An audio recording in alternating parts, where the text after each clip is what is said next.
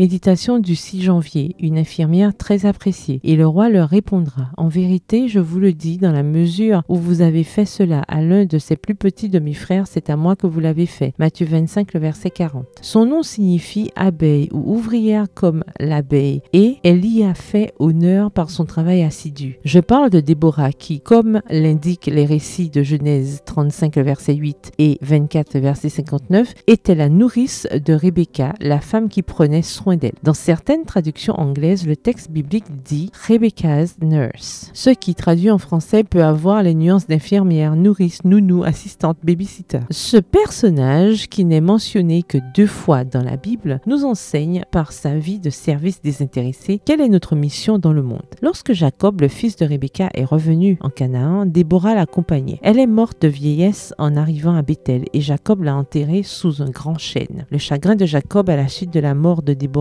était si grand qu'il a appelé l'endroit Allon Bakhut, ce qui signifie chêne des pleurs. Peut-être Jacob faisait-il allusion à lui-même en tant qu'homme fort qui maintenant pleurait la mort de la personne qu'il avait vu naître et qui avait pris soin de lui pendant son enfance, sa jeunesse et une partie de sa vie d'adulte. Aujourd'hui, les infirmières continuent d'accomplir le merveilleux travail de Déborah. Telles des abeilles laborieuses, on les voit dans les couloirs des cliniques et des hôpitaux, marchant sans bruit, entrant et sortant d'une chambre à l'autre, changeant les draps, appliquant des soins, souriant, soulageant la douleur et donnant de l'espoir aux malades et à leurs familles. Peu importe que leurs pieds soient fatigués, leurs chaussures usées ou leurs cheveux tirés, même avec tous leurs soucis personnels, elles portent dans leur uniforme impeccable la devise de servir et de soigner. Elles vibrent lorsque l'état de malade s'améliore et pleurent lorsque l'ombre de la mort plane sur une chambre. Connaissez-vous une infirmière de profession? Prenez le temps aujourd'hui de lui envoyer un message et de lui dire que vous la remerciez pour sa consécration au service des autres. Et même si votre profession est très différente, vous êtes toujours appelé à être une abeille diligente, une Déborah des temps modernes, prête à servir l'humanité avec amour, en vous souvenant que tout ce que vous faites à votre prochain, c'est à Dieu lui-même que vous le faites. Voir Matthieu 25, le verset 40.